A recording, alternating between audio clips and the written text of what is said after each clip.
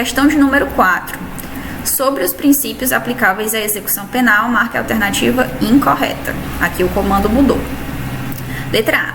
O princípio da humanidade constitui o cerne de uma visão moderna e democrática da execução penal, pautada pela precedência e ascendência substanciais do ser humano sobre o Estado e pela necessidade de reduzir ao máximo a intensidade da afetação individual, capitaneando a construção de uma política criminal redutora de danos. É exatamente isso. O princípio da humanidade está previsto tanto em diplomas internacionais quanto em diplomas nacionais. No Brasil, seu principal fundamento é a própria dignidade humana. Rodrigo Roig diz que o princípio da humanidade é um instrumento de contenção à irracionalidade do poder punitivo, materializando-se, por exemplo, na proibição da tortura e de penas cruéis, desumanas e degradantes. Letra B. De acordo com o princípio da não marginalização das pessoas presas e internadas, as regras mínimas para o tratamento de reclusos da ONU recomendam que o regime do estabelecimento deve procurar reduzir as diferenças que podem existir entre a vida na prisão e a vida em liberdade, na medida em que essas diferenças tendam a atenuar o sentido de responsabilidade do detido ou o respeito pela dignidade da sua pessoa. Nessa perspectiva, o tratamento não deve acentuar a exclusão dos reclusos da sociedade, mas sim fazê-los compreender que continuam fazendo parte dela, itens 60 e 61.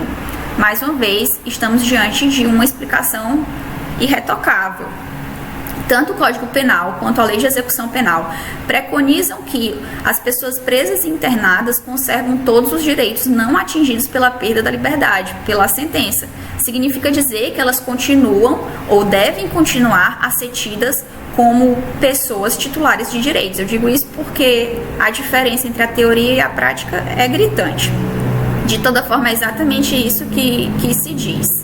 Inclusive, Roig aponta que o princípio da igualdade não deve ser aplicado apenas às pessoas presas entre si e às pessoas internadas entre si, mas entre essas pessoas e as pessoas livres, pois não existe nenhuma limitação legal em sentido contrário. Letra C. Podemos definir números clausos, número fechado ou capacidade prisional taxativa como um princípio ou sistema organizacional por meio do qual cada nova entrada de uma pessoa no âmbito do sistema carcerário deve necessariamente corresponder ao menos a uma saída, de forma que a proporção presos vagas se mantenha sempre em estabilidade ou tendencialmente em redução.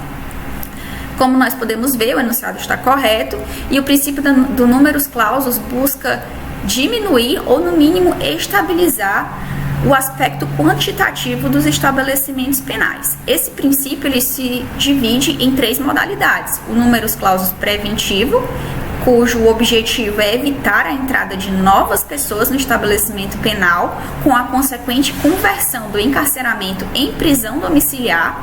O números clausus direto, que é a concessão direta de prisão domiciliar ou livramento condicional àquelas pessoas que estejam mais próximas de atingir a liberdade, e o números clausus progressivo, que corresponde à progressão de regime em cadeia, ou seja, do fechado para o semiaberto, do semiaberto para o aberto, do aberto para a prisão domiciliar e de qualquer deles para o livramento condicional, desde que respeitados os requisitos legais. Letra D. Em nome do princípio da culpabilidade, é legal a aplicação de sanção de caráter coletivo no âmbito da execução penal, quando não for possível precisar qual dos detentos de determinada cela ou galeria cometeram o ilícito. Errado, pessoal. Errado. Na verdade, o artigo 45, parágrafo 3º da Lei de Execução Penal preconiza a impossibilidade de sanções coletivas. Inclusive, é precedente do Superior Tribunal de Justiça no sentido de que, na inviabilidade de se identificar o verdadeiro autor da falta, todos os envolvidos devem ser absolvidos. Letra E. A individualização consiste na apreciação do caso concreto pelas vias administrativa e judicial, sem o recurso a considerações genéricas ou de índole preventiva, sobretudo em matéria disciplinar, pois qualquer medida que importe em elevação do sofrimento carcerário, já naturalmente experimentado, não pode se dar em função da necessidade de promover exemplo aos demais, mas em virtude da atuação concreta do agente. Exatamente isso. E aqui vale lembrar que a individualização da pena ela opera em 3 planos. No plano legislativo, quando existe a previsão do tipo legal e da sanção correspondente, no âmbito judiciário, em que a partir do caso concreto e das condições individuais do réu, o juiz vai aplicar a pena adequada, e também no âmbito da execução penal, já que é dever do Estado tutelar cada uma das pessoas presas ou internadas de forma efetiva e completa.